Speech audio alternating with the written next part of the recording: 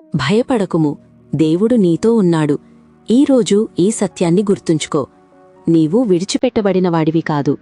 దేవుడు నిన్ను ఎంచుకున్నాడు, నీతో ఉండాలని నిర్ణయించాడు. యెషయా 41:10. భయపడకుము, నేను నీతో ఉన్నాను. దిగులు పడకుము, నేను నీ దేవుడనైయున్నాను. నేను నిన్ను బలపరుతును, నీకు సహాయము చేయువాడను. నా దక్షిణ హస్తముతో నిన్ను ఆదుకొందును.